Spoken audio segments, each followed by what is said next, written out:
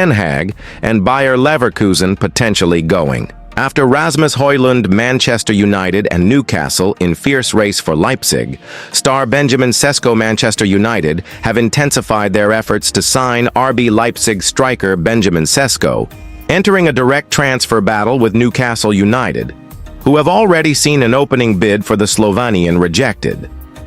The Red Devils have now submitted their own proposal and, crucially, are in a financial position to secure Sesko's signature without having to sell any players to raise funds. Despite already investing over $120 million this summer to bring in Brian Mbeumo and Matheus Cunha, United remain determined to bring in a traditional number 9 to spearhead their front line.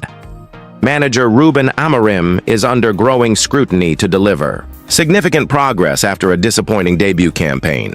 While the club's transfer activity has been relatively restrained so far, Amarim is banking on an extended preseason to embed his tactics and vision at Old Trafford, urgency growing as season approaches. With the Premier League season fast approaching, United face mounting pressure to offload surplus players and finalize their squad. Among their urgent priorities is the acquisition of a proven striker, and Sesko has emerged as the top target.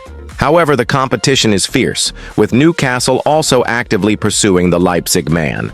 Should they fail to land Sesko, United have lined up alternatives, one of them being Chelsea's Nicholas Jackson. According to The Athletic, Chelsea may consider selling Jackson this summer following the arrivals of Liam Delap and João Pedro, but only if a satisfactory offer is made. Other striker options on the table. Another name being considered is Randall Koani, with L'Équipe reporting that the PSG striker is back on United's radar. Juventus had been leading the race for the Frenchman, but negotiations have reportedly stalled, opening a window for Manchester United to reignite their interest. Meanwhile, there is growing speculation around Rasmus Højlund's future. The Danish forward, who joined United for over $70 million last summer under Erik Ten Hag, has struggled to meet expectations, registering a disappointing goal return. Bayer Leverkusen, now flush with funds, are among the clubs eyeing a move for the 21-year-old. Italian giants AC Milan, Inter Milan, and Juventus are also said to be monitoring the situation, as reported by Caught Offside.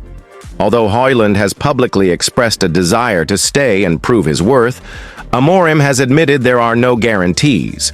The young striker will remain a United player beyond the transfer window. Behind-the-scenes activity ramps. Up United CEO Omar Barada recently assured fans that work is ongoing to reinforce the squad. Speaking to reporters over the weekend, he said, "Our recruitment team, led by Jason Wilcox, is working non-stop. There are late-night calls, early morning meetings. Everyone is fully committed to ensuring we identify and act on opportunities to strengthen the squad. The aim is to win and to do it as soon as possible." Reflecting on transfer missteps and the need for change, United's current pursuit of a striker is not merely about ambition, it's necessity. Last summer, the club failed to bring in a recognized number 9 and instead turned to Joshua Zirkzee in the hope he could provide goals. However, he and Højlund managed just 7 Premier League goals between them, contributing to United's negative goal difference, 10, and their worst domestic season in over 5 decades. Plans to sign a striker this summer haven't unfolded smoothly either. Liam Delap chose Chelsea, Victor Gyökeres headed to Arsenal, and Aston Villa are standing firm on Ollie Watkins. That leaves Sesko as the prime target, but Newcastle's persistent interest makes any deal far from straightforward. There is a growing sense that United cannot afford to go another summer without signing a proper center forward. Alternatives have been explored. Matheus Cunha was deployed as a false 9 in a recent friendly against Everton, and although he won a penalty, his preference for dropping deep left the team without a true focal point in attack. The experiment only served to reinforce what has become painfully clear. United urgently need a reliable number 9 changing the transfer philosophy. Historically, Manchester United have aimed to avoid paying over $60 million for a single player. but that's self-imposed. Rule has been cast aside this summer. The failed $62.5 million gamble on Kunas, while showing promise, has proven he is not the long-term solution up top. Had that tactical experiment succeeded, the club might have tried to justify skipping a striker signing again. But the reality is stark. Despite Kunas' versatility, he cannot fulfill the demands of a pure goal-scoring role. This is why Manchester United are now laser-focused on securing a top-class striker. Whether it's Sesko or another target, the club must be ready to invest heavily, likely north of $60 million, to solve what has become their most pressing issue. One thing is clear: failure to do so could doom another season before it begins. Manchester United prepare for Arsenal opener. Amid growing fan unrest, Manchester United are set to face Arsenal in their Premier League curtain raiser. But tensions off the pitch continue to simmer as supporter group the 1958 prepare to protest against the club's ownership ahead of kickoff. Despite a new season dawning, the fractures between the fans and the boardroom remain deep. Supporters are increasingly disillusioned, particularly in light of the recent austerity measures implemented by minority stakeholder Sir Jim Ratcliffe. Since officially joining the club's ownership in February 2024, Ratcliffe's cost-saving policies have drawn significant backlash. Fans argue that financial burdens have shifted onto them and club staff, with rising ticket prices and job losses sparking outrage, ownership turmoil, and fans' discontent.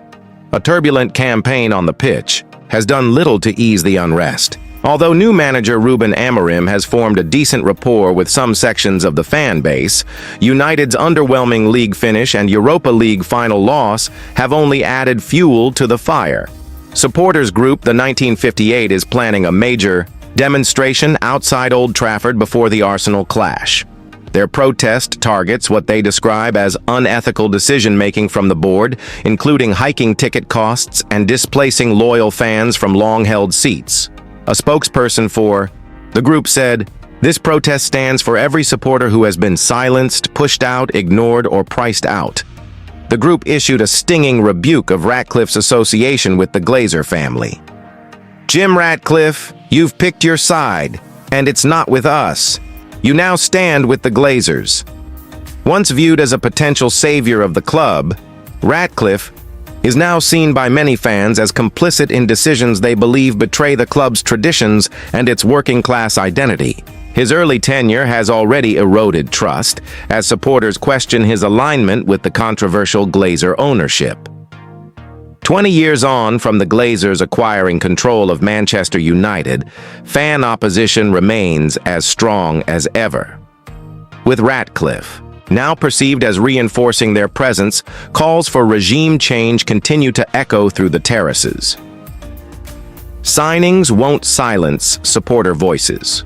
Though United have bolstered their squad with high-profile signings, such as Matheus Cunha and Brian Mbeumo, the 1958 have warned they will not be swayed by on-field additions.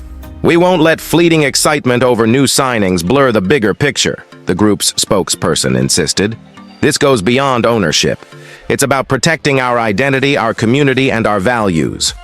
As the season nears, the protest is expected to draw significant crowds outside Old Trafford, a visible sign of fan defiance and unity in the face of what they see as an ownership structure that prioritizes business over football heritage. Progress under Amarim. But issues remain on the pitch. Amarim has been using pre-season to implement his ideas. United have shown glimpses of progress during their U.S. tour, scoring 8 goals across 3 games, including wins against West Ham and Bournemouth, and a lively 2-2 draw with Everton. Amarim is well aware, however, that much work remains, particularly when it comes to set pieces, a weakness that plagued the team during the early stages of his reign. In a December interview, he said, "Set pieces are crucial in the Premier League. We have to adapt. Even our smaller players need to find ways to use the rules to our advantage and score." Pre-season offered valuable practice in this area, and while United didn't score directly from corners, District identified a pattern in their attacking build-ups involving Mason Mount at the heart of United's set-piece evolution mount, played a pivotal role in 3 of United's goals during the tour. His footballing intelligence and quick decision